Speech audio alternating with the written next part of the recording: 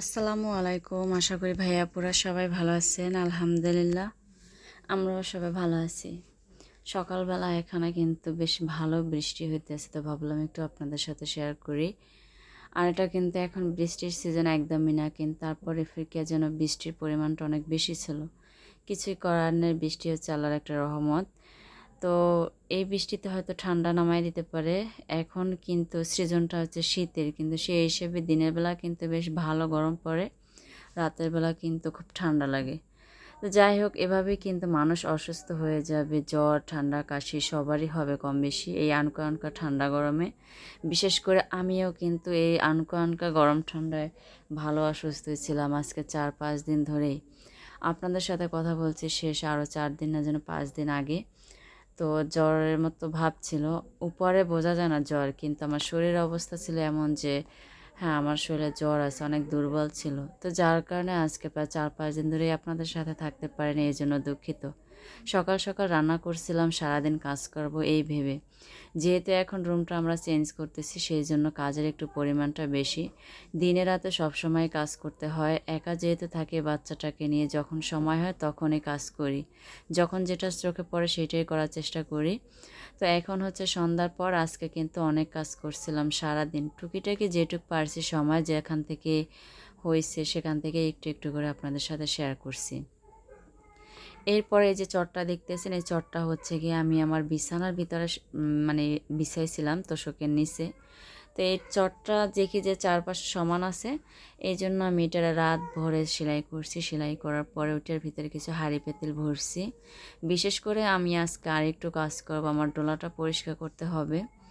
তারপর আরও টুকিটাকি ঝুড়ি টুড়ি আছে, সেগুলো পরিষ্কার করতে হবে। এখানে হচ্ছে আমি কালকে রান্না করছিলাম, সেই তরকারি ছিল।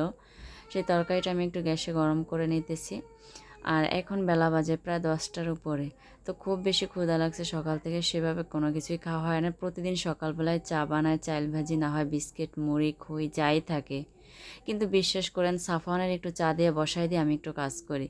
ব্যাস এটুকুই। আমি যেটুক চা নিই মনে হয় একটু কাপে নেওয়ার পর 1 ঘন্টা কাজ করি, তারপরে একটু চা খাই। খুব অস্থির লাগতেছে। এখানে আসছি প্রায় ঢাকা 5-6 বছরের বেশি থাকা হয়েছে। সেইখান থেকে আসছি, আবার নানান সমস্যার কারণে নিজেদের চলতে কষ্ট হয়ে যায়, বা একজন আর ইনকাম দিয়ে সেই হিসেব করে ভাবলাম যে না, বাড়িতেই চলে যাই। শাশুড়ি মাও একা থাকে, আমরাও এখানে থাকি, তো সবাই মিলে এক খরচে সারবো এই জন্য। কিন্তু এখানে আসার পরে সমস্যা আরও বেশি বেড়ে গেছে, তো ভাবলাম যে না, এভাবে এত সমস্যার সম্মুখীন হওয়া কিন্তু সম্ভব না। চারপাশের হয়তো একটা পাশ এলোমেলো থাকলে সহ্য করা যায়, চারপাশটায় যদি এলোমেলো থাকে সেটা কিভাবে সহ্য করা যায়। তো এই জন্য কিন্তু আমরা সিদ্ধান্ত নিয়েছি যে বরিশাল ছোটোখাটো একটা রুম নিয়ে তারপরে থাকবো।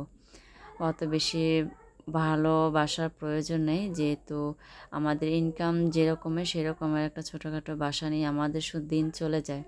হয়তো এই কষ্ট বা এই দিন কোনোটাই আমাদের থাকবে না, জানি আল্লাহ সব কিছুই ধীরে ধীরে ভালো করে দেবে ইনশাল্লাহ। কিন্তু এখন শুধু সময়ের অপেক্ষা। আর এই জিনিসটারই মানুষ সুযোগ নিতেছে যে হয়তো আমাদের এখন সময়টা খারাপ যেতেছে, হয়তো সারা জীবন এরকমেরই যাবে। আসলে কিন্তু না, এক সময় ভালো যাবে, এক সময় খারাপ যাবে, এভাবেই প্রত্যেকটা মানুষের জীবন। আর আমি ওই ভরসা বা ওই আশা নিয়ে আছি যে হয়তো আল্লাহ কপালে সুখ একদিন, যে এখন কি সমস্যা আছে না, এখন আলহামদুলিল্লাহ অনেক বেশি ভালো আছি। আল্লাহর দরবার হাজার হাজার শুক্রিয়া। তবে আমি যেই পরিমাণে কষ্ট করি আপনাদের সাথে কোনোটাই দেখানো হয় না। যেটুক পারি সেটুক মাঝে মাঝে একটু চেষ্টা করি, কিন্তু সেই কষ্টের মাঝে আমি জানি আল্লাহ তাআলা একদিন না একদিন আমার সফলতা অবশ্যই দিবেন। আমি কখনোই হাল ছাড়ি না, কখনোই আমি আশা ছাড়ি না। হ্যাঁ আর কি। তো যাই হোক, এত কিছুর মাঝে কিন্তু আমি আমার ডোলাটা পরিষ্কার করছি, অনেক বেশি কষ্ট হয়েছে। কারণ এখান থেকে যেহেতু এখন শুকনার সিজন, সেই জন্য পুকুর পাড়ে নিতে হয়েছে। এখান থেকে পুকুরে কিন্তু যাইতে 4-5 মিনিট সময় লাগে। মহিলা মানুষ হিসেবে আমি ডোলাটা জায়গায় নিতে আমার অনেক বেশি কষ্ট হয়ে গেছে। তারপরে যাই হোক, পরিষ্কার জিনিসটা হচ্ছে বলে পরিষ্কার পরিচ্ছন্নতা ইমানের অঙ্গ। তো সবসময় আমি আমার ঘরের অবস্থা কেমন আপনারা দেখেন, তারপরে যথেষ্ট পরিমাণে সব কিছুই পরিষ্কার রাখার চেষ্টা করি।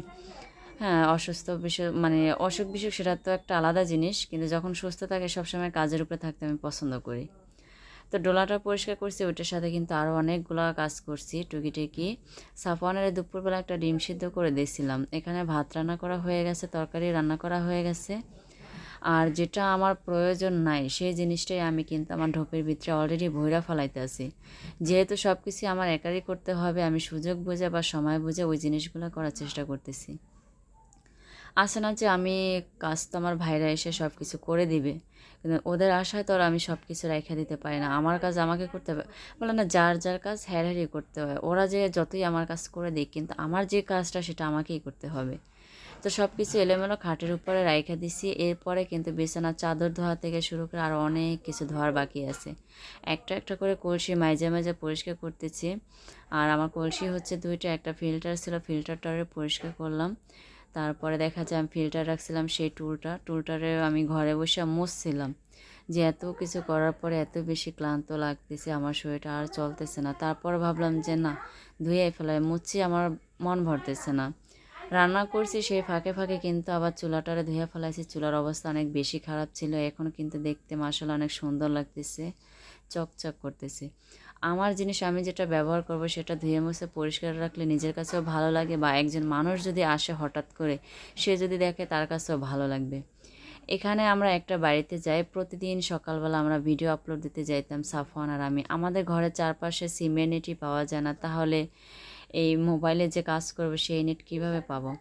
তো এই যাওয়ার পথে সাফওয়ান একটা দুইটা করে সুপারি পাইতো, সেই সুপারিগুলো জমাইতে জমাইতে এতগুলো সুপারি হয়েছে। কাটার পরে দেখি যে না, প্রত্যেকটা সুপারি ভালো আছে আলহামদুলিল্লাহ।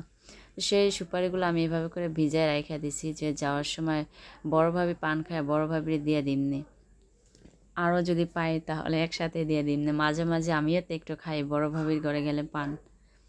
এখানে কিছু বালতি ছিল, ডিব্বা ডাব্বি ছিল, বালতিগুলো আজকে পরিষ্কার করতে হবে। শুধু বালতিগুলো পরিষ্কার করা বাকি রয়ে গেছে। তারপরে তো এই যে ড্রেসিং টেবিলের ভিতরে যা কিছু দেখতেছেন এগুলো সবগুলোই কিন্তু পরিষ্কার করতে হবে। তো ভাবলাম এখান থেকে যদি পরিষ্কার করে নিয়ে যাই, জানি না কখন যাওয়া হয়, হুট করে চলে যাব। তো বৃষ্টির কারণে কিন্তু একটু ঢিলামি করতেছি, কারণ বৃষ্টিতে আমাদের চারপাশের রাস্তাঘাট কাদা কাদা হয়ে গেছে। তো এই জন্য একটু ঢিলামি করতেছি, আর সব কিছু যেটাই চোখে পড়তেছে সেটাই ধুয়ে মুছে পরিষ্কার করতেছি। এগুলো আমি মাচার উপরে রাইখা দিচ্ছিলাম, অনেক যত্ন করে রাখছিলাম, কিন্তু তারপরে যাই হোক এই 1 বছরের ভিতরে তার বের করা হয় না। তো বের না করায় কিন্তু এগুলো ময়লা পড়ে ভইরা আছে। এখানে সাফওয়ান ঘুমাইতে আছে। আর সকালবেলার ওয়েদারটা তো অন্য রকমের, একটু রাতে একটু মোটামুটি বৃষ্টি পড়ে।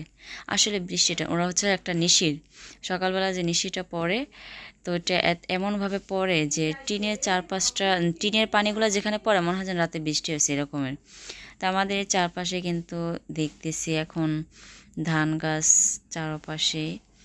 গেল বছর এমন সৃজনে আসছিলাম, আবার ভাগ্যের এমন একটা নিয়তি যে এমন দিনেই আবার চইলা যাইতে হইতেছে, খুব কষ্ট লাগে। মানুষের কাছে থাকি, মানুষের উপর অনেক বেশি মায়া হয়ে যায়। ঢাকা শহর ছাইরা যখন আসছিলাম খুব কষ্ট লাগছে সবার ছাইরা আসতে, যে বাড়িতে চলে যেতেছে, প্রত্যেকটা অচেনা চেনা মানুষ অচেনা হয়ে যাবে, প্রত্যেকটা ভালোবাসার মানুষের মুখ হয়তো আর দেখা হবে না। কিন্তু যাই হোক, ভাগ্যগুণে এখন পর্যন্ত সবার সাথে দেখা করি, কথা বলি, মাঝে মাঝে আসা যাওয়া করে, তাই না? কিন্তু এরা হচ্ছে আমাদের রক্তের আপনজন, এরা হচ্ছে সম্পর্কের সবচেয়ে বড় একটা গুরুত্বপূর্ণ একটা মানুষ, ফ্যামিলি আর কি। কিন্তু আজকে এমন একটা পর্যায়ে চলে আসছে যে এদেরকে ছাইরাও যাইতে হয়। এটা হচ্ছে এমন একটা সম্পর্ক চাইলেই কিন্তু ছিন্ন করা যায় না। আত্মীয় স্বজনের সম্পর্ক যে ছিন্ন করে, আল্লাহ তাআলা তাকে কখনোই জান্নাত দেয় না। এই হিসেব করে মানুষের যত কিছুই আমাকে বলতো, যত খারাপ উদ্দেশ্যই আমাকে নিয়ে করতো, সব কিছু জানা সত্ত্বেও তারপরও ভাবতাম কি যে না, আল্লাহ তো এই জিনিসটা পছন্দ করে না, সবাই মিলেমিশে থাকবো। কিন্তু যাই হোক, মানুষ ওই জিনিসটার আমার দুর্বলতা মনে করে, যে আমি অসহায় দেখে মানুষের সাথে হাইদা হাইদা কথা কই, মানুষের সাথে কোনো তর্ক বিতর্কে জড়াই না। ওই জিনিসটা মানুষ আমার দুর্বলতা মনে করে, মানুষ পাগল মনে করে। আসলে এটাই হচ্ছে কথা, বুঝছেন? যাই হোক, সব কিছু নিয়ে হার মাইনা গেলাম সবার কাছে। সমস্যা নাই, যদি কপালে কোনোদিন ভারী ঘর থাকে, নিজের বলতে কিছু করতে পারি, তখন হয়তো সুখ লাগবে বা শান্তি পাবো, যে না, নিজের বলতে কিছু করছে, মানুষ অবহেলা করছে, অযত্ন করছে, তারপরও আজকে আল্লাহ পাক রাব্বুল আলামিন কিছু করার তৌফিক দিছে, তাহলে আর কষ্ট থাকবে না। কিন্তু এভাবেই যদি সারা জীবন থাকতে হয়, তখন কষ্টের আর শেষ থাকে না। যাই হোক, বেশি কথা বলতে গেলে আমার অটোমেটিক চোখের পানি চলে আসবে, বা আমার কথা আমি হারাইয়ে ফেলাম যে কোথা থেকে বলছি, কোথা থেকে শেষ করছি। এই জন্য বেশি গভীরে যাইতে চাই না। এখানে সকালবেলা আমি সাকিবরে ডাক দিলাম যে ভাই আমার ফ্যান 2টা খুইলা দাও। সাফওয়ান খুব বেশি কান্নাকাটি করতেছে। সকালবেলা একটু কোনো রকমের জীবন বাঁচানোর জন্য চা খাইতেছি, আর একটু আটা দিয়ে চাপটি বানাইছি। মুখে ভালো লাগে না, তারপর চাবাইয়া পানি দিয়ে গিলা গিলা তারপরে একটু খাইছিলাম, যাতে একটু শক্তি পাই আর সেই শক্তিটা দিয়ে কাজগুলো শেষ করতে পারি। তো সাকিবরে আজকে 2 দিন ধরে খুঁজতেছি ফ্যান 2টা খোলার জন্য, মানুষ পাইতেছি না। আমার ভাইয়েরাও আসতে পারতেছে না, ওদেরও কাজ কাম, ওরা আসবে হয়তো, কিন্তু এগুলো যদি আমি একটু ধুয়ে মুছে পরিষ্কার করে নিয়ে যেতে পারি শহরের বাড়ি, টানা পানি দিয়ে কত কিছু আর করতে পারবো। এই জন্য ভাবতেছি যে একটু করে নি কষ্ট হলে। তো সাকিবরে একবার ডাকার সাথে সাথে ও চলে আসছে, ফ্যানগুলোও খোলা দিচ্ছে। আমি একটু নাটগুলো নিজে নিজে খোলার চেষ্টা করতেছি, যে পাংখাগুলো যদি সুন্দর করে সাবান দিয়ে ধুয়ে নিয়ে যেতে পারি, নিজের কাছেও ভালো লাগবে। বসাইতে গেলে তখন আর কষ্ট হবে না। কবে বা কখন যায় সেটা আমি জানি না, তবে সব কিছু রেডি করে রাখতেছি। হুট করে একদিন চলে যাব, বললাম না, এই যে বৃষ্টি কাদার জন্য একটু লেট হইতেছে। কারণ আমাদের এখান থেকে মাটির রাস্তা বেশি, জাইলেবাড়ি অবধি যাইতে যেতে আমার যেটুক মাল জিনিস আছে, এই মাল জিনিসগুলো কিন্তু পুরান, আপনারা জানেন। সবটাই তিসা আপা দিছে, আমি তো আর নিজে অতগুলো বেশি কিছু করে নেই। তারপরে যেটুক করছি আলহামদুলিল্লাহ। আপার দেওয়া জিনিসগুলাই বেশি, সেগুলো নিজে যত্ন করে ব্যবহার করছি। কিন্তু এখন প্রত্যেকটা জিনিসই লোহা পাথর সেগুলোরও যদি ক্ষয় থাকে, তাহলে এগুলো তো সামান্য কাঠের হোক বা যাই হোক, সেগুলোরও তো ক্ষয় আছে, তাই না? এত যত্ন করে ব্যবহার করতাম, তারপর সব জিনিস নরম হয়ে গেছে। মাটির ঘর তো তাই। তো বলছিলাম ভাই কখন আসে, ও দেখে সন্ধ্যার পরে চলে আসছে। আসার পরে সাফওয়ানের অনেক দুষ্টামি করতেছে। ও হচ্ছে গিয়ে ওর কিছু কাপড় চোপড় নিয়ে আসছে, যে বড় বড় কাপড় চোপড় পরে কোনো কাজ করা যায় না, এই জন্য। আর আমি তো ওরে ডাকছি কাজের জন্য। তো একটা মুরগি নিয়ে আসছে, ফার্মের মুরগি। ওরে আমি বলছিলাম যে ভাই আমার ফ্রিজে একদমই খালি, ফ্রিজে কিচ্ছুই নাই। আসলে এটার ভিতরে একটা কাহিনী আছে, সেই কাহিনীটা যদি বলতে যাই তাহলে অনেক বেশি সময় লাগবে। আজকে এখান থেকে বাদ দিয়ে দিই, কাহিনীটা আজকে আর নাই বলে। তো এখানে সেই মুরগিটাও নিয়ে আসছে, একটা উদ্দেশ্য ছিল, সেই উদ্দেশ্য করে। আর মুরগিটা আমি কাইটা ধুয়ে সুন্দরভাবে পরিষ্কার করে ওর জন্য একটু রান্না করি, বাকিটা ফ্রিজে রাইখা দিব। তো যখন আসছে তখন আলহামদুলিল্লাহ সন্ধ্যার পরে পরে চলে আসছে, 7টার মতো বাজে। তো কারেন্ট ছিল না, এই জন্য রান্না করতে একটু লেট হয়ে গেছে। মোবাইলের ফ্ল্যাশ জ্বালায় জ্বালায় রান্না করছিলাম। তো এখন রান্না করা শেষ হয়ে গেছে। ও বটতলা যায় বসে রয়েছে, আসার পরে কোনো কিছুই খায় না। এখানে একটা শশা কাইটা রেখে দিয়েছি, জিরা ভাইজা রাখলাম মুরগিতে দেওয়ার জন্য। আলু দিয়ে মুরগির গোশটা একটু ভুনা করছি। তো অনেকটা পরিমাণে রান্না করছি, আর সেটা কেন করছি সেটা আমি হয়তো আপনাদের সাথে আবার আগামী দিনের ভিডিওতে শেয়ার করবো ইনশাল্লাহ। সবাই ভালো থাকবেন, দোয়া করবেন আমাদের জন্য, সহি সালামতের জন্য আমি এখান থেকে বের হতে পারি, যেন আর কোনো গ্যাঞ্জাম না হয় যাওয়ার আগ পর্যন্ত। এই আর কি। তো সাফওয়ানে যে শেয়ার হয়েছে, আমি একটা একটা করে গুছাইতে আছি, ও এখন ঘুমাবে। সজীবের সে বটতলা আড্ডা দিতেছে, রাতে আসার পরে ও আর কাজগুলো করবে। মাসার কিছু জিনিসপত্র আছে, সেগুলো আমি একা বের করতে পারবো না, ওরে আমার প্রয়োজন। কারেন্ট ছিল না, আকাশের আবহাওয়া অনেক বেশি খারাপ ছিল।